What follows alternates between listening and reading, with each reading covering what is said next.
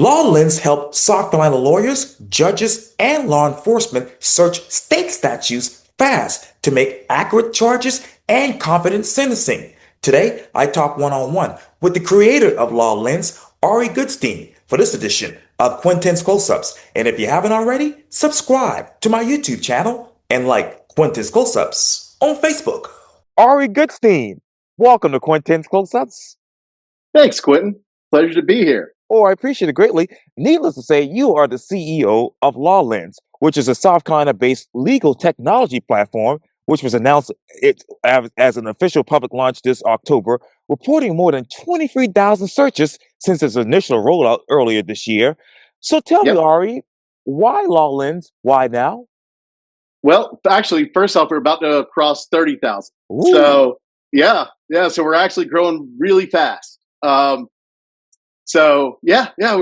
It's been incredible. And why now? The question really is, Quentin, why haven't we done it earlier? And that becomes the question is, why does this problem even exist? And that's the thing that nobody really knows about. And one of the reasons is because, I come from a family of lawyers, but I'm not a lawyer. I got most of my criminal justice experience watching Criminal Minds, Law and Order, all those good shows like everyone else does. They're great, they're fun. Yes. And nobody ever has a question about what the person's being charged with. If you watch those shows, they know, first off, 99% of the time it's murder, right? Yeah. That's what you see.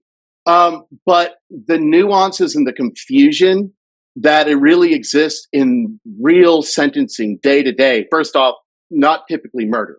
It is way more difficult. There's over 3,500 different charges that a person can be arrested for in South Carolina alone. And the problem they have, that when I say they, I mean everybody in the criminal justice system, is which crime should we sentence somebody for? And how do we define it? How do we communicate it? And then how do we process the sentencing paperwork? All of these things, because we don't really, if you're outside of the system, you don't really understand that there's a problem. It doesn't get solved, especially with software, which is the logical. There's dictionaries and reference books for everything these days. My kid got me into this game, Stardew Valley, and it's got a dictionary for it. Roblox has this dictionary for it, but there's not been a reference, and not just for South Carolina, but across the entire country. It's a huge problem. And so a couple of years ago, I started attacking the issue. I'm a Silicon Valley software guy. I love startups. That's what I do. I love solving problems, and I have been lucky enough to have built a really great network across the country of brilliant people. And that's very important when your biggest ability is to just talk to good people and get them to help you. And I'm from here, and I wanted to figure out, can we help? Can we solve this problem? And I went through a lot of interesting, brilliant individuals who didn't have a solution until I found the right team. And we came up with an algorithm that took all of this incredibly unstructured, confusing text, which are all of the laws and all of the different penal codes and how they all interact together, and rewrote an algorithm that made it work. And that's become Lawlens. And what's so cool about it is that it's taken something that took a minimum of trained attorneys 10 minutes to research down to 20 seconds. And that's why they love it. If you can take if it takes you 10 minutes to bake a pizza, but if someone tells you it takes 20 seconds, that pizza wins. Yeah, exactly right. This is a ridiculously silly question, Ari, but what is your definition of a criminal charge these days, now that you've launched Lawlens? Well, so this is a wonderful question. A criminal charge and it's interesting. I'm not a lawyer, right? And in order for Lawlens to be as successful as it can be, we look at the process. We don't make any calls. I can't have an opinion. I can't agree or disagree with the law. I believe in clarity. I believe in clarity in giving the right information as fast and as accurate as possible So the smart individuals, the scholars, those who have trained on criminal justice, on human interest, on society, and on the moral values, that they can make the best choices possible. It's the only way we win. We start by getting everyone on a level playing field. So when I say what is a criminal charge, that is really two different kinds. There are felonies and misdemeanors in our society that are what an individual is charged with. Now, a misdemeanor is a much smaller, obviously, type of penal charge. Those have they have a maximum amount of time and a maximum amount of dollar that can be paid. They're usually low impact on a person's future. A felony, however, much deeper impact. Those sentences go to all the way up to life in the death penalty. So they're all in the same bucket, right? And one of those, with one element, with one definition, you can be going from a misdemeanor to a felony, and that has a lot of really interesting issues that we could go on and we could discuss. There are scenarios of discretion, of judicial discretion, that can impact an individual from one crime. They could be walking out of the courtroom that day or spend the next 10 years in jail. That's the power and then there's also the challenge of being able to use the right criminal charges from the point of law enforcement to protect victims. And this is one of the biggest challenges in domestic violence. It's one of the biggest reasons that I wanted to build Lawlens. And as I was building it, it was the issue that drove me probably the most as a father.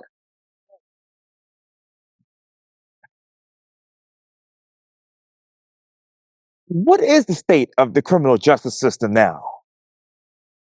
Well, that's an interesting one. First off, are we talking the criminal justice system at large or criminal justice system in South Carolina? Oh, yes, yeah, definitely in South Carolina at large. Well, I will say this. I want to say that the state that I can address is that in the last 3 years, 2 years of Lawlens and 1 year of researching, I am blown away by all of the amazing individuals who are part of our criminal justice system. And that includes from judges to the victims advocates to the people who could be making 3, 4, or 5 times more money in the private sector. And they choose every day to go and serve their community and serve the people who need justice, the people who need to be protected, and the people who need to be represented. I'm blown away by that energy. So I would never say any opinions to or fro of that part. That is, again, for the smarter people. Okay. What I will say is that the one biggest challenge that I see in the state of the criminal justice system is what we see as the backlog. Backlog of cases, especially since COVID. And that one matters so much to me because no matter if you're guilty or not guilty, you as an American or as a person in this country deserves to have your day in court. I do not care anything else. That is our Constitution, right?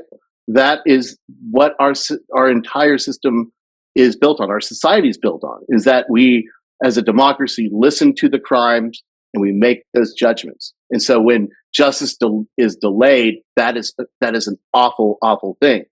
And there are so many on the backlog now. Mm-hmm. And that, by the way, is the thing that I'm the most proud of about Lawlens. For instance, the solicitor circuits that started in our first year with Lawlens have had a 20% increase in addressing the backlog. Wow. And it's because if it takes 10 minutes to research your sentencing for every single criminal charge or every single case, and you have 2,000 cases to do, that's almost a month that's a month's worth of work. Yes. So what we saw, and that was our thesis going into it. I wanted to do something simple. If we can just make it go a little bit better make a better widget that improved efficiency. And that was all I wanted. And that was my experience in Silicon. everyone sits there and they talk about, oh, this is the game changer. This is the new way of AI. This is going to revolutionize how we do things. They really rarely don't. The things, the software, the tools that really did revolutionize were really, really good widgets in a really, really important system. Mm-hmm. And that's what we did with Lawlens. And we had that thesis, and sure enough, we ran the numbers were run on the court's data. And it was the solicitor circuits that used Lawlens were below the state's average of case clearance. And now they are the leaders in the state. Interesting. Okay, which court data has surprised you the most?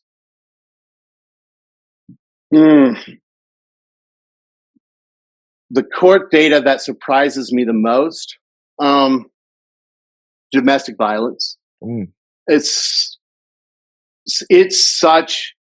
is such a problem. And South Carolina is one of the leaders in the country, unfortunately, for murder due to domestic violence.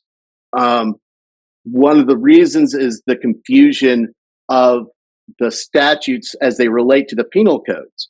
And individuals, when in law enforcement go to address domestic violence cases, the elements of what they are seeing are very hard to decipher, especially if you're a young law officer, if you're a young deputy. These are very stressful scenarios. And what you know quickly to make that charge is so definitive of what happens later. For instance, you can't just go back. If you do a misdemeanor domestic violence, you can't just erase that and update it later. You have to have a special grand jury. Right. That doesn't happen. It doesn't happen, right? It's already a very stressful scenario. You need to protect somebody. Yes. So Lawlens, what we found, because when I found out we know about those 20,000 searches, those 30,000 searches, excuse me. What was the most grounding for us is when I started capturing those analytics in January. And I remember my CTO, he's incredible. His name's Ryan Rule Hoffman. He's been with me since the beginning. He left Apple after designing the operating system for the Vision Pros. That's how much he was invested in this platform. Right. And he calls me, it's up. Our analytics are up. We can now track and we can see which cases or which crimes are being used the most.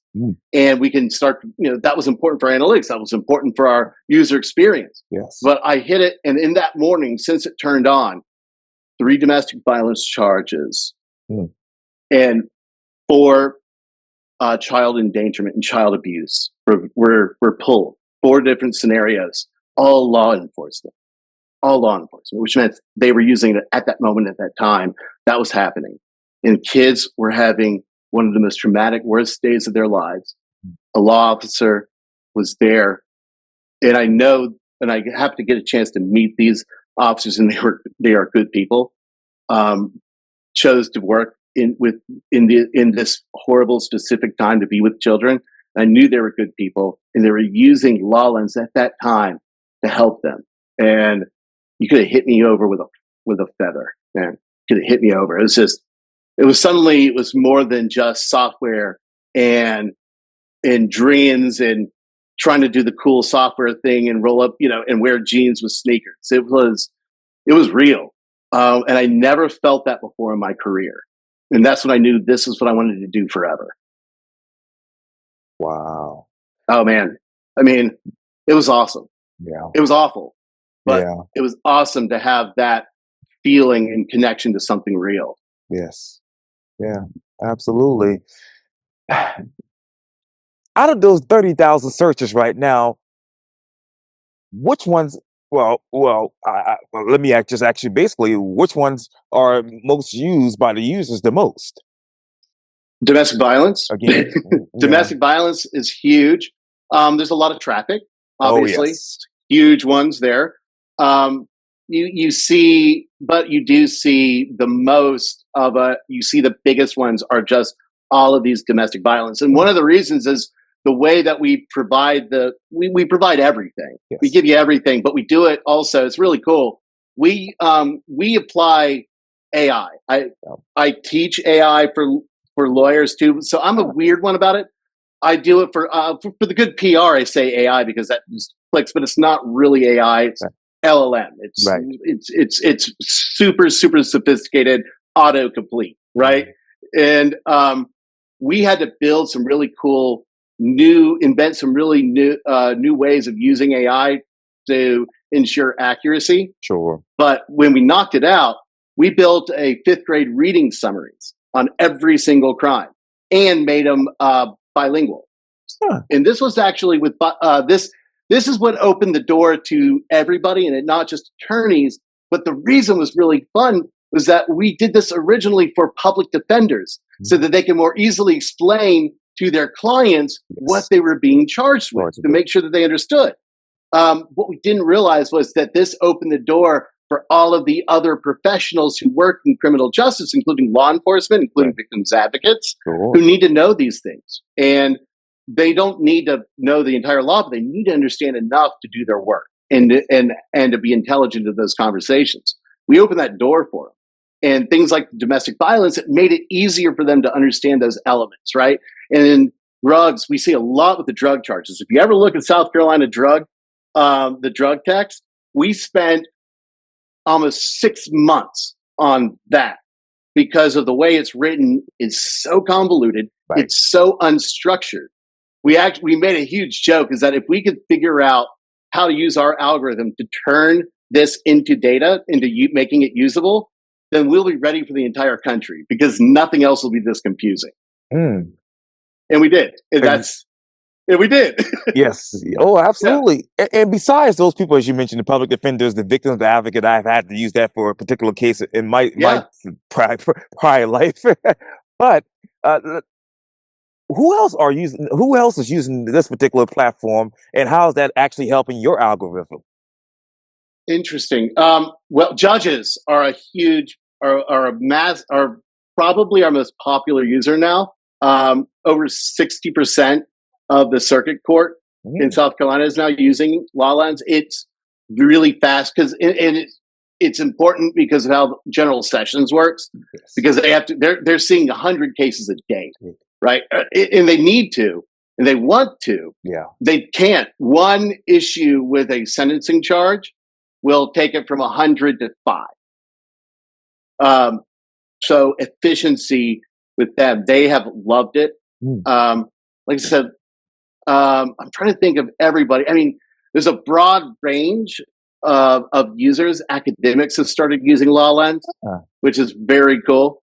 We've actually got it's a little early. As we're talking right now, I'm sitting here like looking at my emails on the side because we're about to close our largest deal to date. It's a 6-figure, which is huge for us from a small company paying the bills. Right. That's really exciting. But it's a really new and exciting national-based venture into academia. Wow. Where do you want? Yes, sir.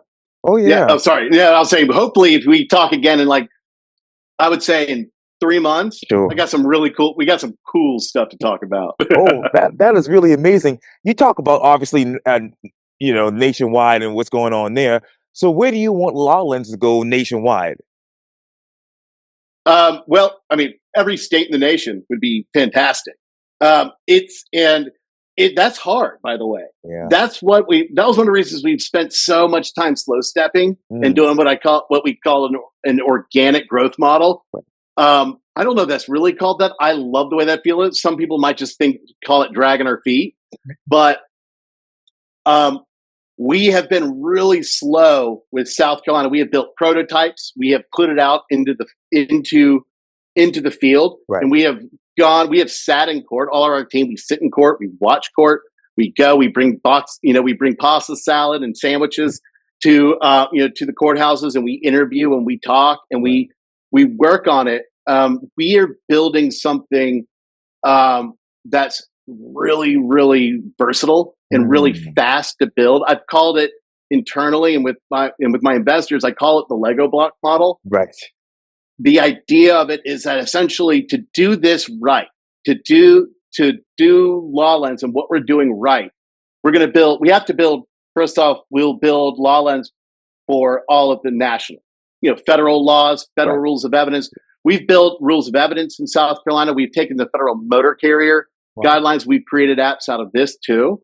But, and this was something I actually early met with a professor in international relations at Brown University. We were talking and mentions that there is no real-time source for state-to-state crimes data.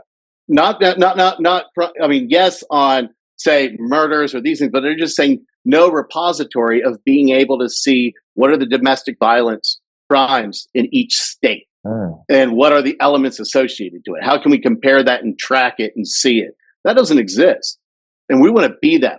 We want to, and we will be that. And in order to do that, we essentially have to do at least 50 product launches. And so that is one of the reasons nobody's ever done this before. So how do we do it? Well, we've got to figure out how to build a product and launch a product really, really fast, and it be accurate and it be affordable, or affordable enough to be scalable while protecting the accuracy. Sure. And we spent a year and a half, 2 years at this point. We will be going out with it, and we can build and launch a state in 30 days. We'll be able to then do 3 at the same time. So by the end of 2028, the entire country, in all of the statutes, in all of the criminal codes, and all of the crimes will all be in this very first real-time repository for quick access. Where do you see that growth model going in the next 5 years with Lawlens? Well, the growth model is 2 parts of it, and we call it with my investors, it's a double bottom line. So we have our financial success, and then we also have our social impact success. So on our financial success, we are, our patent pending algorithms are going to be are already enormously attractive for both in the legal tech industry and the AI industry. We're doing things a lot different, where we are able to control the accuracy and the security of sensitive data, of sensitive IP, and that's already getting a lot of value. The valuations on that is skyrocketing.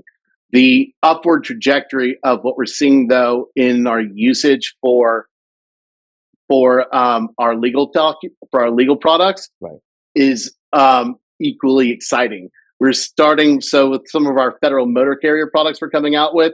We have we have a couple of Fortune 100 with large logistics infrastructure already looking at Lawlens. So from the financial side, we're really excited and we're really happy. We're primarily organically built. We have some wonderful funding from some brilliant investors that have this double bottom line mentality. So our organic growth has allowed us to stay in control. What we're really excited about too is that is the social impact we're already seeing. So what we want to see in 5 years, for instance, we want to see a new level of clarity around the entire country in the access and understanding of different crimes, of the discussion being elevated, of what is going to happen when NGOs and experts and everybody is on the same page. When what we've done today is that when victims advocates, the defendants, the cops, and the judges are all reading from the same book, it can understand the same book about what is the crime and what it should be and what the sentencing looks like. When we can do that from an entire country, it elevates the discussion. It elevates the change. It enforces arguments and cause and legislation. Because when you can see clearly and you see exactly what is what, we can make better decisions. And I know you're running out of time, Ari, but how can people get access to your website right now? Easy, lawlens.com. That's our website. You see it. You look for the dog. Um, Peter Poyntington. You can anybody can get on and get a free trial. Try it out. It's 2 weeks. If they want to get a deeper dive, want to talk about it, they can email me. It's Ari at Lawlens, and I love talking about it and sharing. They want to just see and question it. We listen. We love it. We love the challenging. We love the questioning. We love figuring out new ways. We built some cool stuff from it. That is really, really amazing. Well, Lawlens CEO Ari Goodstein, thank you so much for your time. And again, welcome to Quintin's Close-Ups. Thanks, Quintin. It's been a pleasure. Likewise.